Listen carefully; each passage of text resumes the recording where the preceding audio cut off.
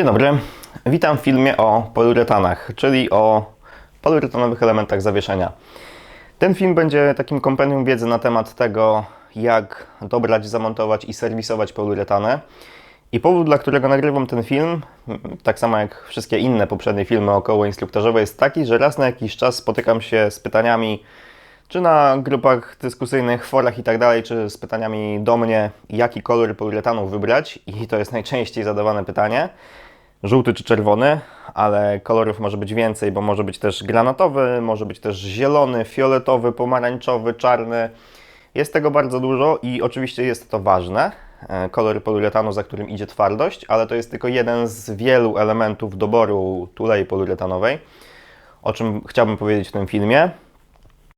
Od samego początku, od samego pierwszego rozdziału chciałbym powiedzieć o tym, po co stosuje się tuleje poliuretanowe i przede wszystkim z czym można się spotkać po montażu tulei poliuretanowych.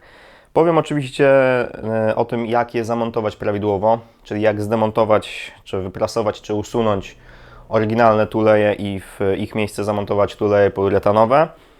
Będzie o tym, że jedna tuleja z jednym zastosowaniem, ale różnych producentów może być zupełnie inaczej wykonana i będzie za tym szła jakość wykonania, żywotność tej tulei, łatwość lub brak łatwości montażu. Mimo tego, że one są w to samo miejsce, ale są inaczej wykonane, czasami można sobie po prostu ułatwić lub utrudnić pracę.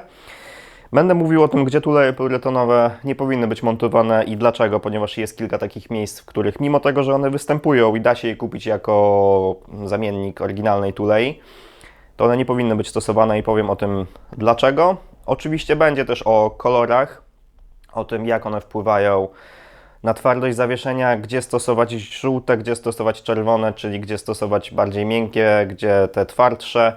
Będzie oczywiście o smarach też, ponieważ to jest jeden z równie częstych tematów, może nie tak jak nie tak często zadawanych pytań jak kolor, ale z tym też się spotykam, jaki smar używać i to też jest dosyć istotne. Disclaimer jest taki, że ten film nie jest nagrywany we współpracy z żadnym producentem tulei poliuretanowych i zarówno tutaj na tym stole, jak i też w mojej pracy wykorzystuję różnych producentów i nigdy nie kupuję gotowych zestawów jednego producenta, ponieważ wolę kupować to na sztuki z tego względu, że po pierwsze czasami bardziej odpowiada mi jakość wykonania i sposób wykonania tej tulei innego producenta, tutaj innego producenta. Czasami jest tak, że one są bardzo zbliżone, więc można wybrać tańszą tuleję, która będzie tak samo żywotna, a można sporo oszczędzić. I też dlatego, że w gotowych zestawach są tuleje, z których nie korzystam, bo stosuję tam tuleje oryginalne bądź oryginalne rozwiązania. I myślę, że to by było na tyle z wstępu. Zapraszam do oglądania. Film jest podzielony na poszczególne rozdziały, także możecie sobie przewinąć na dany rozdział, który Was interesuje. Także lecimy z tematem. Cel i skutki montażu poliuretanów. Dla osób, które siedzą w temacie i chcą zamontować tuleje poliuretanowe, cel jest raczej jasny, usztywnienie zawieszenia na elementach gumowych, ale skutki nie zawsze są oczywiste, a w większości przypadków one będą w większym lub mniejszym stopniu, ponieważ fabrycznie elementy gumowe na zawieszeniu, na wahaczach, na wózku, na dyferencjale, one są zaprojektowane w określony sposób przez producenta i one mają spełniać funkcję tłumienia drgań w mniejszym lub większym stopniu w zależności od producenta, od specyfikacji, od silnika, od zawieszenia itd. Ale w cywilnych samochodach te elementy są gumowe, gumowo-metalowe, tak zwane silent blocki. Nas jest wiele, generalnie po polsku nazywa się to tuleja gumowo-metalowa. Składa się z metalu i z gumy, jak sama nazwa wskazuje. I one są różnie wykonane. One czasami są z pełnej gumy, czasami tej gumy jest więcej, czasami mniej. Czasami niektóre fragmenty są puste w środku, ponieważ to ma pracować tak, jak to producent sobie założył. I to, z czym trzeba się liczyć, za każdym razem modyfikując auto, o czym wiele osób nie wie i później jest wielkie zdziwienie, montując poliuretany, nawet montując tylko poliuretany, zostawiając seryjne zawieszenie w postaci amortyzatorów, sprężyn, wielkości kół i tak dalej, zaczną dziać się rzeczy pod tytułem zaczną trzeszczeć plastiki, które wcześniej nie trzeszczały, auto będzie wpadało w wibracje przy określonych prędkościach, może coś zacząć trzeszczeć bardziej niż wcześniej i to jest normalne i trzeba się z tym zawsze liczyć, że modyfikując auto będzie inaczej. Jeżeli chcemy, żeby auto prowadziło się lepiej, było twardsze, to będą się działy inne rzeczy pod tytułem właśnie tak jak powiedziałem, trzeszczące plastiki, czy będzie twardziej, będzie po prostu inaczej niż było wcześniej, bo nie da się uzyskać jednego i drugiego za jednym razem. To, co jest bardzo ważne, jeżeli chodzi o tuleje gumowe kontra poliuretany, to jest to, że w większości przypadków te tuleje gumowe, one są tak zaprojektowane, i tu na przykładzie tulei BMW E36 tylna tuleja wahacza. Fabrycznie ta tuleja wygląda w ten sposób. Ona jest bardzo mocno pusta w środku i te puste przestrzenie nie są przez przypadek. To zawieszenie jest zaprojektowane w ten sposób, że w momencie, kiedy najeżdżamy przednim kołem na jakiś element, koło idzie po prostu do tyłu i ten wahacz ma po prostu możliwość pójścia do tyłu przez te otwory w tulei. I to zawieszenie jest zrobione w ten sposób, że to przesuwanie się koła do tyłu i do przodu, ono nie zmienia zupełnie parametrów geometrii. I to jest bardzo fajnie zaprojektowane 35 lat temu. I tak to po prostu, zostało zrobione przez BMW. W M3, czyli w sportowej wersji, ta tuleja jest acentryczna i ona przesuwa nam koło do przodu, jeżeli zamontujemy w odpowiedni sposób oczywiście, tak jak przewiduje to producent. I w tym momencie nie dość, że mamy usztywniony ten element gumowy, on w dalszym ciągu jest gumowy, no to zmieniamy parametry geometrii, dokładnie kąt wyprzedzenia stworzenia zwrotnicy się zwiększa, auto prowadzi się stabilniej w zakrętach, w największym skrócie. Montując tuleję poliuretanową, też w odpowiednim miejscu, usztywniamy to wszystko, tylko że po pierwsze bardzo mocno usztywniamy, po drugie zmieniamy charakterystykę geometrii samochodu, tego jak auto się prowadzi. Więc robimy dwie rzeczy za jednym zamachem. Auto jest twardsze i prowadzi się inaczej i trzeba sobie zdać sprawę z tego, że każda modyfikacja, im pójdziecie dalej w to, tym mogą niektóre rzeczy po prostu ze sobą nie pasować albo Wam nie odpowiadać. I to jest normalne, że czasami zamontujemy tuleje poliuretanowe i nagle się okaże, że po prostu mamy auto typu daily i chcieliśmy mieć trochę bardziej twardo i jest totalnie za twardo i musimy wrócić do serii i trzeba się z tym jakby liczyć. O tym powiem za chwilę w kolorach, ale jeszcze raz wracając i podkreślając to, że jeżeli macie auto w pełni cywilne i chcecie zamontować poliuretanę i chcecie tym autem dalej jeździć komfortowo, to zastanówcie się 2 razy, czy to AB na pewno ma sens, ponieważ może wystarczyć modyfikacja pod tytułem niższa sprężyna i już będzie wystarczająco.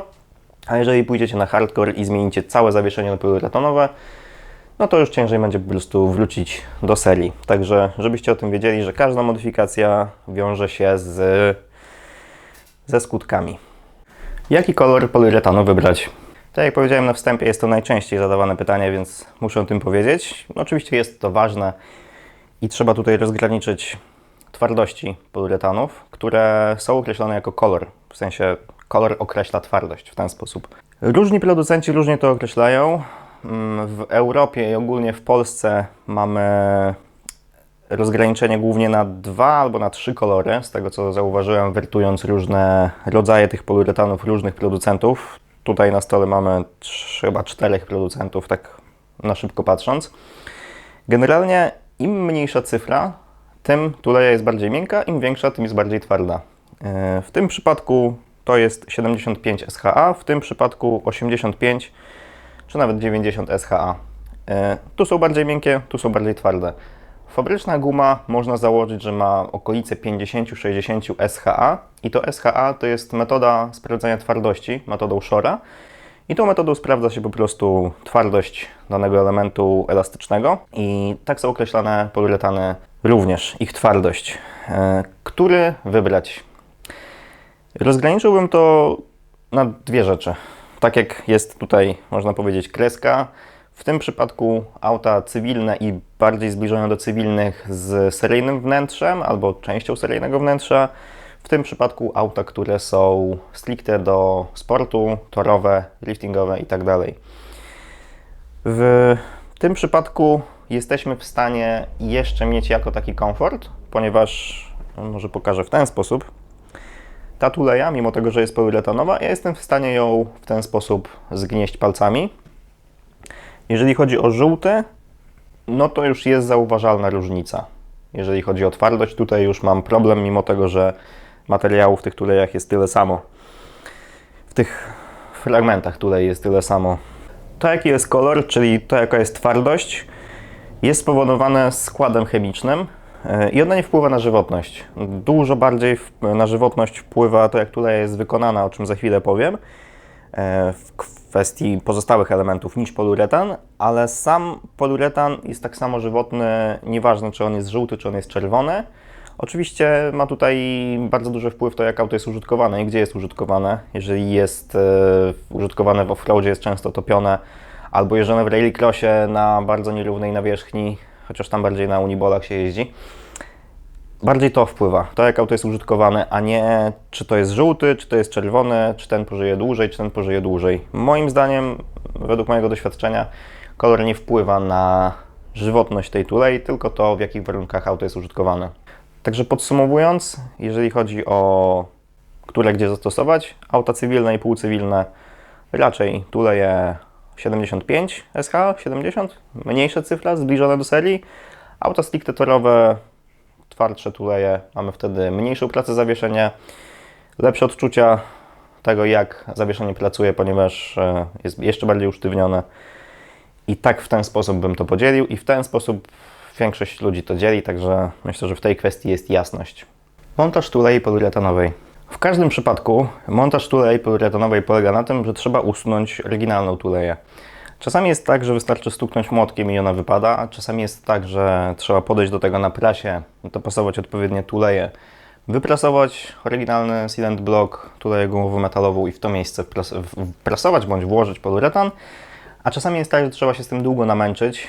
W niektórych przypadkach na przykład jest tak, że tuleja jest wprasowana z jednej strony i na końcu jest kołnierz, więc nie możemy jej wyprasować w tą samą stronę, tylko musimy ją wyciągnąć tą stroną, która została wprasowana i tu już zaczynają się schody.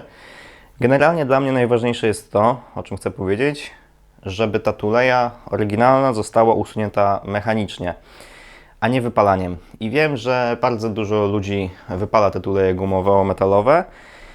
I to, co dla mnie jest bardzo ważne w tym momencie i to, co dla mnie było kilka lat temu takim otwarciem oczu na to, jakie podejście mają ludzie do tego, był komentarz pod filmem, który widzicie w tym momencie. To był film sprzed kilku lat, gdzie wyciągałem oryginalne tuleje z tylnego wózka, rozwiercając je i w tle mówiłem o tym, że takie rozwiązanie jest dużo lepsze niż wypalanie tych tulei, ponieważ to kojarzy się z paleniem śmieci, wypalanie tych tulei palnikiem i dostałem taki komentarz, który widzicie tutaj w tym momencie, który w pewnym sensie uzmysłowił mi, że jakby troszeczkę jest niezrozumienie tego, co to znaczy palenie gumy i co to znaczy palenie śmieci. I biały dym, który wydostaje się spod opon, taki zbliżony do pary wodnej, nie ma aż tak dużo składników chemicznych w sobie, ponieważ temperatura spalania, właściwie palenie gumy to nie jest palenie, ponieważ nie ma tutaj ognia i to jest tylko takie w cudzysłowie palenie gumy. Bardziej jest to zbliżone do, po prostu ten dym jest zbliżony do pary wodnej i ilość składników chemicznych nie jest aż tak porażająca jak w przypadku czarnego dymu, który jest podczas wypalania tej gumy. I z ręką na sercu mówię o tym, że tak, w pierwszym moim aucie, które budowałem, wypalałem oryginalne tuleje. I robiłem to pierwszy i ostatni raz w życiu, ponieważ dużo bardziej wolę to usunąć mechanicznie. I jeżeli są takie tuleje, których nie da się wyprasować, to robię w ten sposób, że po prostu rozwiercam gumę. Guma w większości przypadków jest na tyle miękka i na tyle stara i twarda i zerwana, że można to po prostu rozwiercić naokoło, wypchnąć tuleję, która jest w środku. Jeżeli jest tuleja zewnętrzna, wystarczy ją po prostu przeciąć brzeszczotem i wypchnąć na zewnątrz i mamy wtedy już puste miejsce, a wypalanie gumy palnikiem bardziej kojarzy mi się po prostu z paleniem śmieci i motorsport już jest na tyle nieekologiczny, temat rzeka i nie chcę w to wchodzić, nie chcę tutaj tematów już politycznych zahaczać, ale motorsport jest dla mnie na tyle nieekologicznym hobby, że nie chcę po prostu wypalać gumy Po prostu kojarzy mi się to z paleniem śmieci. Wiem, że mówię o tym już trzeci raz, ale to jest dla mnie ważne. Najśmieszniejsze dla mnie jest to, że dosłownie kilka dni przed nagrywaniem tych klipów wymieniałem resory w zawieszeniu w rodzinnym aucie. Chrysler Grand Voyager, nic nadzwyczajnego. Ciekawostka była tylko taka, że tuleje gumowe tylnych resorów były droższe niż tuleje poliuretanowe. W związku z tym zamówiliśmy poliuretan, ten miękki 75 SHA i okazało się, że taki był napis na opakowaniu tuleju poliuretanowej. Sam producent zaleca to, żeby wypalać gumę i zostawić zewnętrzną tuleję. Dla mnie było to dosyć ciekawe, że producent zaleca coś takiego, bo brakowało tylko jeszcze, żeby napisał, żeby robić to w zamkniętym garażu i z bardzo bliska. Nie rozumiem tego. Tuleja została usunięta mechanicznie, rozwiercona i tak wyglądała gotowa do wprasowania, właściwie wciśnięcia poliuretanu i odbyło się to bez wypalania gumy. Także da się. I obojętnie w jaki sposób usunięcie tuleje, każdy sposób jest dobry, jeżeli jest to po prostu sposób mechaniczny, moim zdaniem. Jeżeli chodzi o to, do czego chcemy doprowadzić przed montażem poliuretanów, ideałem jest coś takiego. To jest wahacz, w którym została wyprasowana tuleja, został pomalowany proszkowo, gotowy do tego, żeby tutaj włożyć tuleję. Wszystko jest ładne, piękne, pomalowane. I to jest ideał, ale nie musi tak być oczywiście, ponieważ w tym przypadku mamy tutaj wahacz, w którym zostały usunięte tuleje oryginalne i można już tutaj włożyć poliuretan i zamontować to na auto i nie ma z tym żadnego problemu. Najfajniej jest, gdy możecie sobie pozwolić na to, żeby na przykład kupić drugie zawieszenie i je przygotować, albo macie takie możliwości, żeby zdemontować swoje zawieszenie i je przygotować. I tak na marginesie, jako jeden z następnych filmów, chcę zrobić taki instruktaż, jak podejść do malowania proszkowego i przygotować od A do Z wszystkie elementy, ponieważ z tym też czasami jest problem i są różne pytania. To jest ideał, ale nie musi tak być. Można zrobić to w ciągu jednego dnia, żeby zdemontować zawieszenie, usunąć tuleję, włożyć poliuretan i włożyć wszystko na auto. Na przykładzie jednych z rzeczy, które robiłem, jednych z, nazwijmy to, realizacji, jest to zawieszenie do Lexusa IS200, które trafiło do mnie po prostu w częściach. Wszystko zostało zdemontowane, usunięte tuleje, zawiezione do malowania proszkowego, odebrane, włożone tuleje poliuretanowe i takie zawieszenie już było gotowe, żeby w ciągu jednego dnia zdemontować to, co jest na aucie, zamontować drugie zawieszenie i wszystko po prostu było zrobione w ciągu jednego dnia. I to jest ideał, ale nie musi tak być. Możecie zrobić to oczywiście na takich wahaczach, chyba że wahacze są krzywe, mocno skorelowane, ale to już wszystko zależy od tego, co macie na aucie. Jeżeli to rokuje do dalszego użycia, to jak najbardziej można to zostawić. Tym bardziej, jeżeli auto jeździ na co dzień, wiosna, lato, jesień, zima, to myślę, że jak najbardziej w ten sposób możecie to zrobić. Rodzaje tulei poliuretanowych. Dużo ważniejszym niż twardość tulei poliuretanowej, moim zdaniem, jest to, jak tuleja jest wykonana. I tutaj w tym przypadku chcę to omówić, jak tuleja może być wykonana, ponieważ tu mamy tuleję wahacza z BM-ki i dwie tuleje poliuretanowe. W tym przypadku jest Strongflex, w tym przypadku Tedgum. Tutaj jest tuleja przedniego wahacza od grupy Volkswagena, m.in. Golf 4, tuleja Calgum i tuleja Tedgum. Mimo tego, że to jest jakby w tym przypadku to jest ten sam zamiennik, to jest inaczej wykonane, mimo tego, że to jest jeszcze jako tako podobne, to w tym przypadku to jest zupełnie inaczej wykonane. I która tuleja moim zdaniem jest lepsza i dlaczego? Zaczynając od BM-ki, tuleja, akurat w tym przypadku to jest ten Forder z numerem oryginału, ona jest niepełna, jest gumowa, ale jest niepełna. Na tym zdjęciu widać, że mniej więcej 5 mm od krawędzi tulei zaczyna się dopiero guma. Tak po prostu została wykonana fabrycznie i tutaj nie ma w tym jakby żadnej filozofii. Jeżeli chodzi o poliuretan, najlepiej wykonany zawsze jest Strongflex, tylko jest najdroższy ze wszystkich i to, o czym będę mówił w tym rozdziale, to jest to, dlaczego wybieram pojedyncze tuleje, a nie całe zestawy. I w tym przypadku do Strongflexa, generalnie w większości przypadków tulei Strongflexa naprawdę nie mam się po prostu do czego przyczepić, ponieważ są bardzo dobrze wykonane i bardzo to jest to przemyślane. I tutaj zrobione jest to w ten sposób. Jest zewnętrzna tuleja ocynkowana, którą trzeba wprasować w wahacz. Wtedy w środek włożyć z jednej i z drugiej strony tuleję poliuretanową i na końcu włożyć tuleję wewnętrzną. Jest to na tyle fajnie zrobione, że wszystko jest serwisowalne, łatwe do smarowania i przede wszystkim wszystko jest w ocynku. Zarówno zewnętrzna tuleja, jak i wewnętrzna tuleja jest ocynkowana i to nie będzie korodowało zbyt szybko.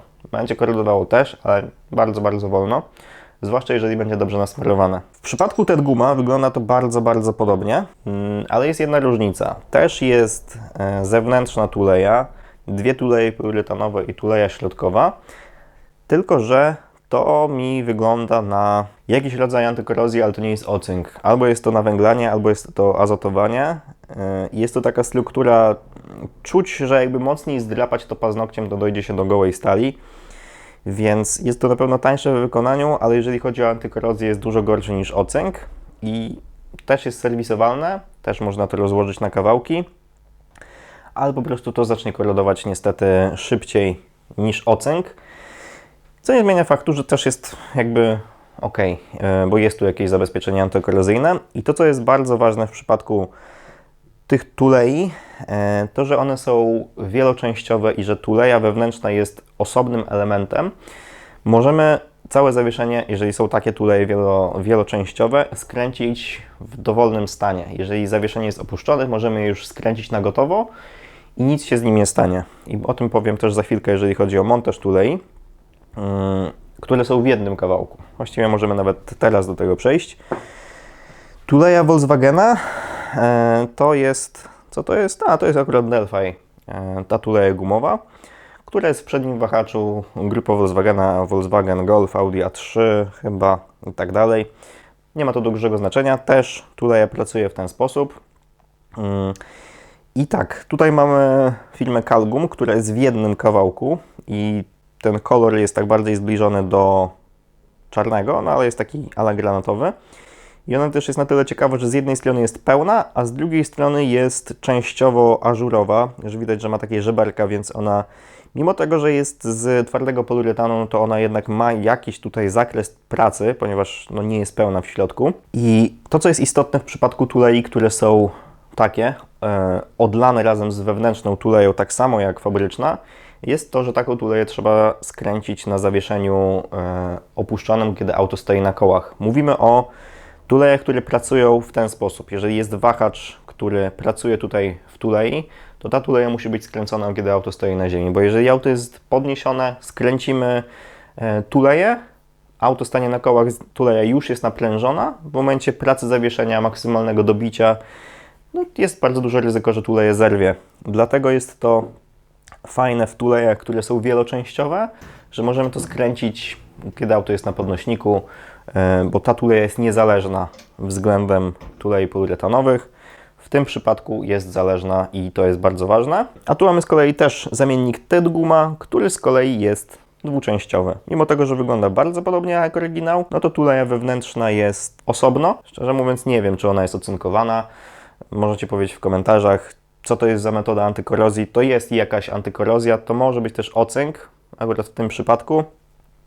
Fajne jest też to w przypadku tej tulei, że ona wewnątrz, w środku ma takie wyżłobienia, które będą zatrzymywały smar. Dzięki temu, jak wciśniemy tutaj tą tuleję, to ten smar w środku będzie jakby zatrzymany przez te rowki. Ale samą tuleję trzeba wprasować raczej, ponieważ no jest na tyle sztywna. Mimo tego, że to jest 75 SHA, to ona jest dosyć sztywna i trzeba ją wprasować. A w przypadku tych tulei można je włożyć po prostu do środka palcami w ten sposób. Nie potrzeba prasy.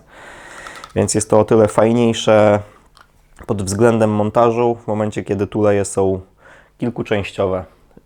W różnych autach jest różnie. Czasami te są tańsze, czasami te są tańsze, więc musicie bardziej znaleźć to, co Wam pasuje i ja zdecydowanie bardziej polecam kupować na sztuki. Jeżeli jest taka możliwość, kupić ją kilkuczęściową, ocynkowaną. Jeżeli nie ma takiej możliwości lub jeżeli po prostu robicie to budżetowo, no to wtedy się zastanowić, czy takie rozwiązanie Wam pasuje. To będzie działało, tyle tylko, że trzeba zwrócić uwagę na dokręcenie tego w odpowiednim momencie i w sumie to jest jedyna różnica. Dla mnie serwisowo dużo lepsze są takie. Jeżeli chodzi o antykorozję lub jej brak, wcześniej wspominałem o tulejach acentrycznych BMW i o ile tutaj mamy ocynk, tutaj mamy jakieś zabezpieczenie antykorozyjne, nawęglanie, azotowanie. Tutaj mamy prawdopodobnie też ocynk, to też jest ocynk. To w tym przypadku ta zewnętrzna tuleja to jest goła stal. Montowałem te tuleje z 2 razy mniej więcej.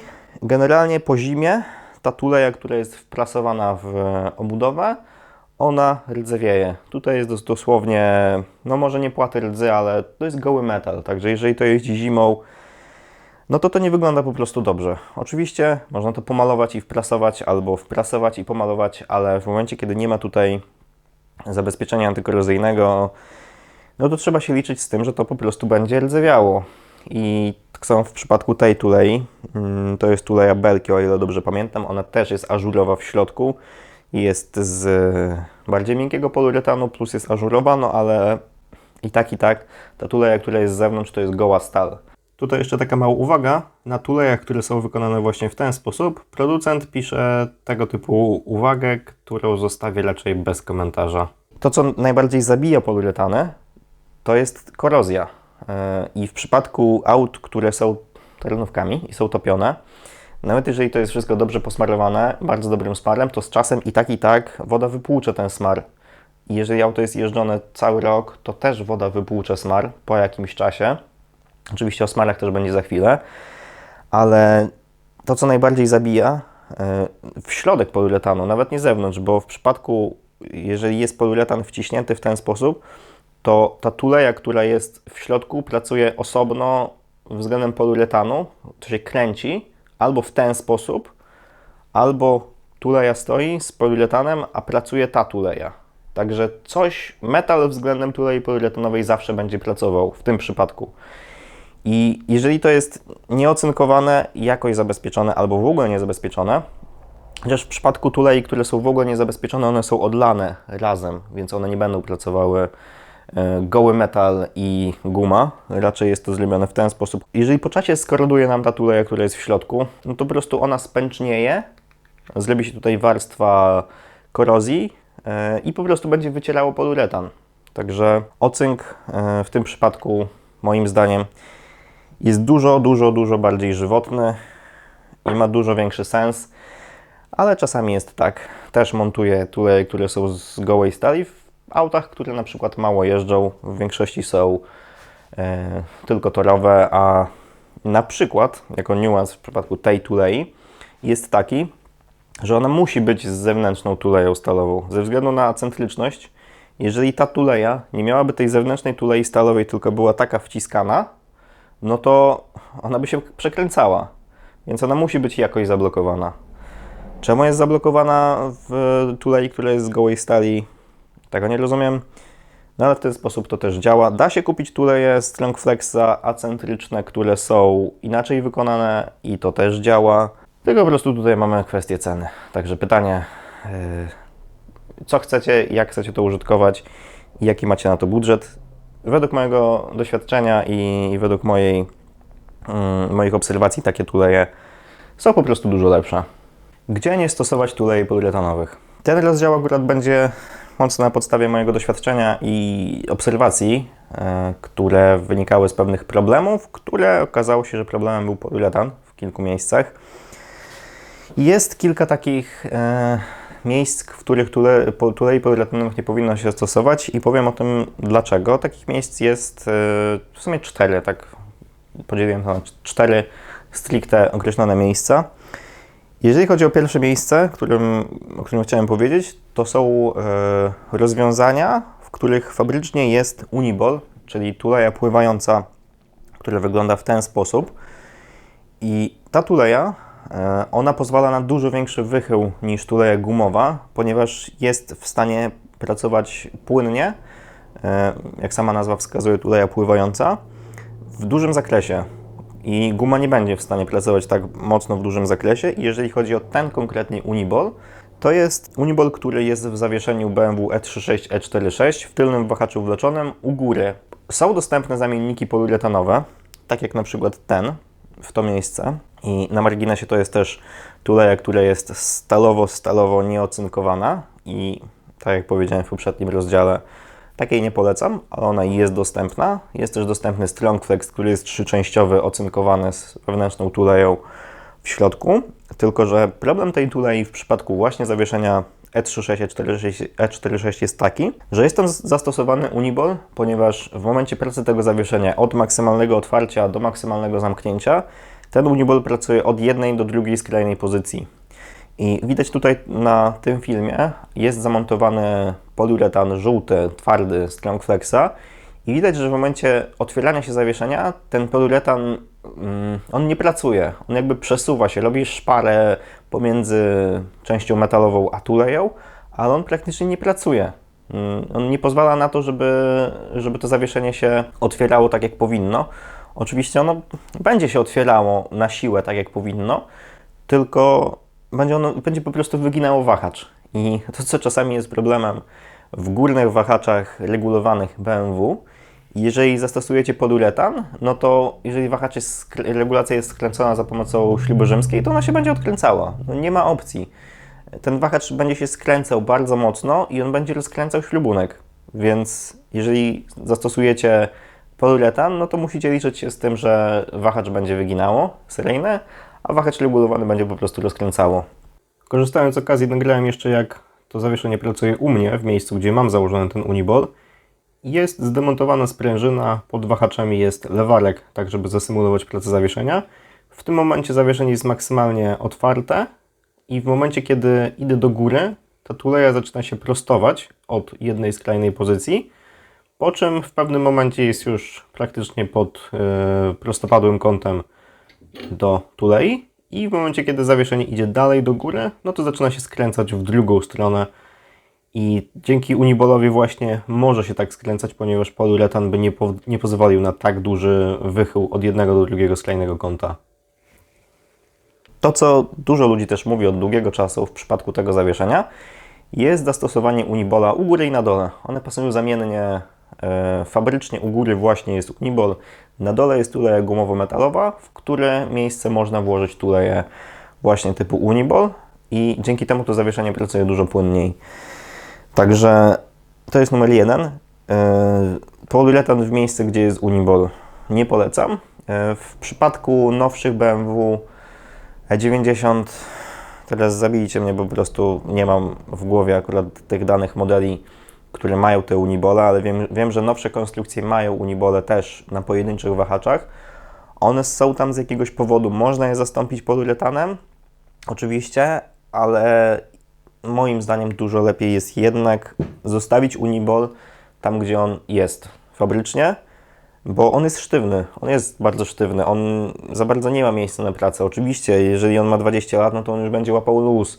Jeżeli kupicie najtańszy zamiennik, no to on też bardzo szybko złapie luz, więc tutaj jakby nie ma sensu oszczędzać, ale lepiej jest go zachować i pozwolić na pracę zawieszenia tam, gdzie zostało to udostępnione, umożliwione przez producenta w ten sposób. Drugim miejscem, w którym nie zalecam montażu poliuretanów, to jest dyferencjał. Tutaj jest temat rzeka i na podstawie moich pewnych doświadczeń to, co widzicie teraz na zdjęciu, to jest pęknięty dekiel dyferencjału E36 Compact mojego osobistego. Podniosło mnie kiedyś na mieście i krawężniki zbliżyły się dużo szybciej niż bym to chciał i niestety uderzyłem najpierw tylnym kołem, później przednim kołem. Obie felgi były uszkodzone i nie byłoby w tym jakby nic nadzwyczajnego, gdyby nie to, że pękł dekiel, a pękł przez to, że po prostu był zbyt sztywny i to przeciążenie, które poszło od kół przez półosie, przez wahacza na zawieszenie na dyferencjał, spowodowało to, że pękł dekiel i przez po prostu poliuretan. Najzwyczajniej w świecie było zbyt sztywno. I oczywiście do na przykład E36, E46 można kupić płyty wzmacniające, ale one nie są potrzebne w momencie, kiedy zostawicie tam gumę. I po pierwsze, właśnie dlatego nie polecam poliuretanu na dyferencjale, a drugi powód jest taki, że w momencie, kiedy usztywnicie dyferencjał, przeciążenia, które są i które będą w przypadku driftu, one muszą gdzieś pójść dalej, nie zostaną wytłumione na elementach gumowych dyferencjału. I moje zdanie jest takie, możecie się z tym zgadzać lub nie, ale jest dużo ludzi, z którymi rozmawiałem na ten temat.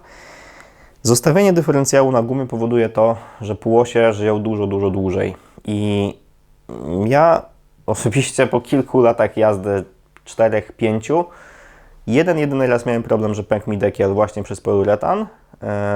Później i wcześniej i później jeździłem na gumie, tylko po prostu wtedy akurat zmieniłem na tuleję, bo szczerze nawet nie pamiętam dlaczego, po prostu ją miałem, musiałem ją wymienić. Nie jest to istotne, ale po tym incydencie wróciłem do gumy. Później też zawsze miałem dyferencjał na gumie i nigdy nie było problemów z napędem, bo dyferencjał jest ciężki. Im większy dyferencjał, tym jest cięższy i usztywnianie tego wszystkiego nie ma w sumie żadnego sensu, bo to musi pracować i okej, możemy mieć dyferencjały typu Winters, ogromne półosie za 10 koła Weissfaba, ale jeżeli mamy względnie budżetowe auto i chcemy, żeby to jeździło i nie chcemy wymienić co chwilę półosi, które też nie są potężne od 3-litrowego diesla V8, customowej i tak dalej, to jeżeli macie problemy z półosiami, z zrywającymi się półosiami, zmieńcie oryginalne tuleje, w sensie zmieńcie na oryginalne tuleje poliuretan i zobaczcie jak będzie. Moim zdaniem różnica będzie zauważalna i to po prostu działa. To jeszcze pewna dygresja. Mocowanie dyferencjału na sztywno do wózka. Dyferencjały typu Winters o zmiennych przełożeniach montuje się do wózka na sztywno. Ze względu na konstrukcję samego dyferencjału nie za bardzo jest możliwość na to, żeby zastosować jakieś tuleje gumowe i tego typu dyferencjały są montowane do wózków na sztywno przez odpowiednio przerobione wózki do spawane mocowania do tych dyferencjałów i można je kupić różnych producentów oczywiście. Ze względu na regulamin zawodów driftingowych taki wózek musi być oryginalny, on nie może wyglądać w ten sposób, czyli nie może być całkowicie przerobiony. On musi być na bazie oryginalnego wózka. Tego typu wózek, w momencie kiedy dyferencjał jest na sztywno do wózka, dobrze jest zamontować na tulejach albo na miękkim poliuretanie, albo nawet na gumie, ponieważ jeżeli zastosujecie sztywne tuleje, sztywny poliuretan, a nawet tego typu tuleje aluminiowe, które są pełne i sztywne i nie mają absolutnie żadnej opcji tłumienia, to montaż tego na auto sprawi to, że buda będzie pękała, nawet jeżeli jest wzmocniona, to będzie wyglądało w ten sposób.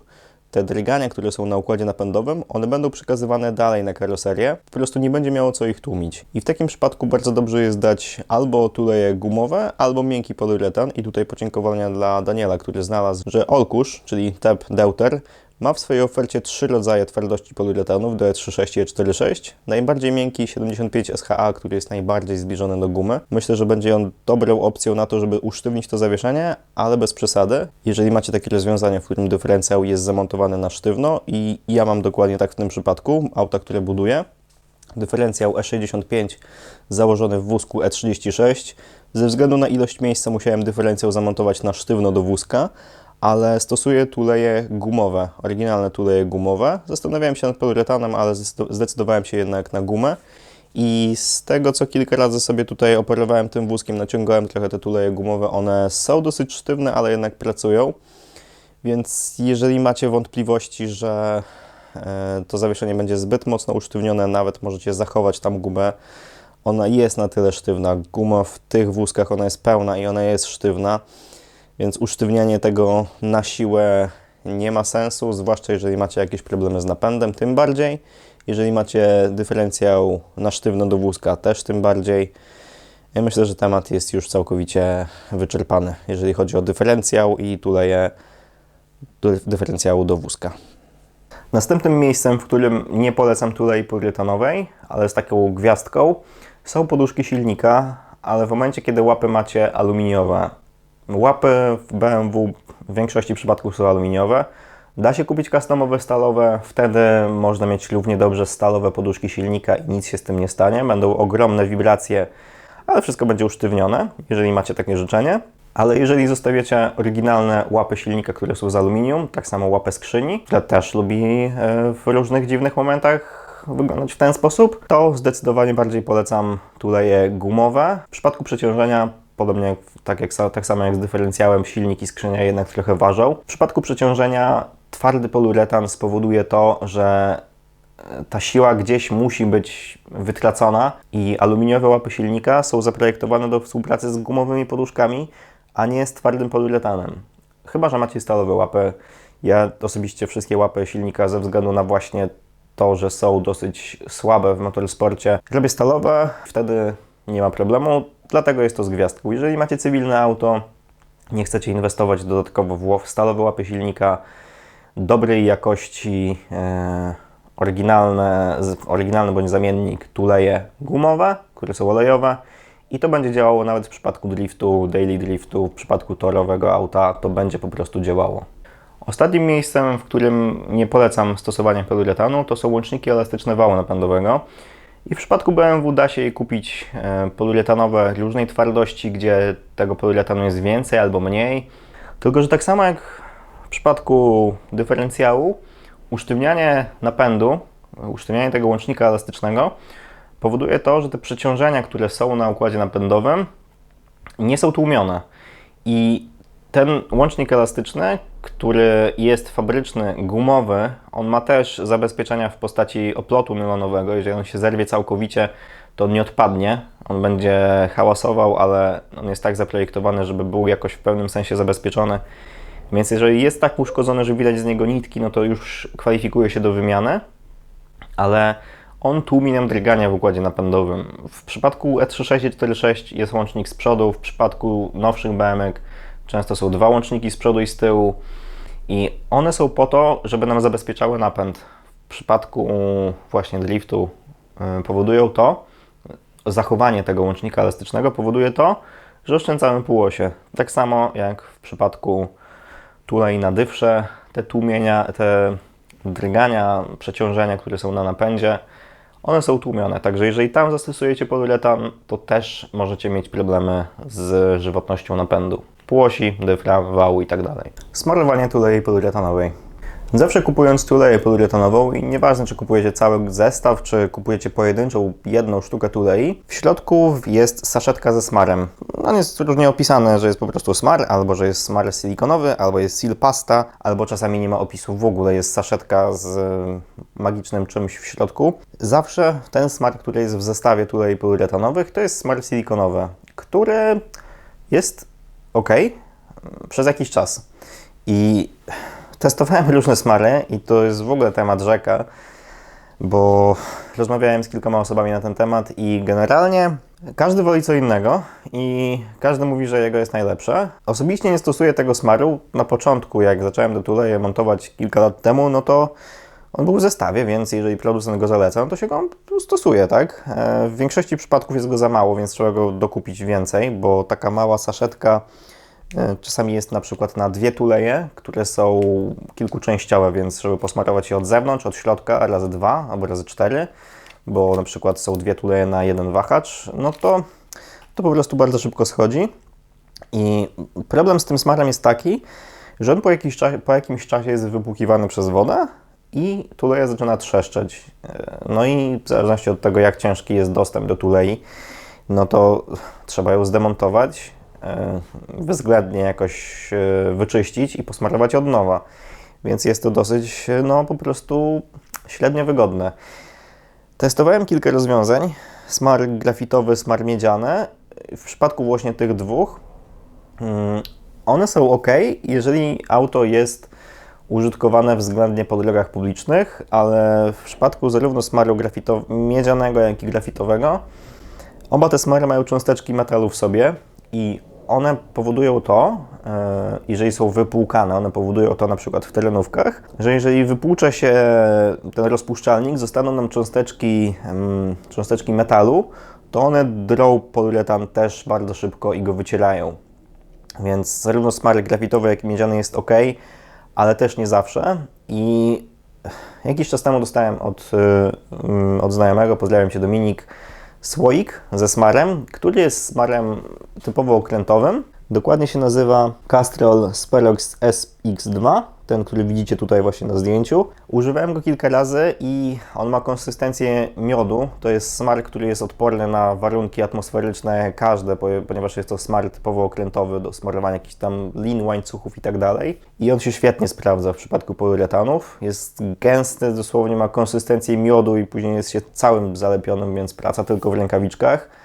Ale to działa, to naprawdę działa i ten smar po jakimś czasie, jak demontuję, nie mam jeszcze aż tak długiego doświadczenia z nim, ale po jakimś czasie, jak demontuję tuleje, to one wyglądają w środku tak samo jak w momencie prasowania, czy tam włożenia tych tulei z tym smarem.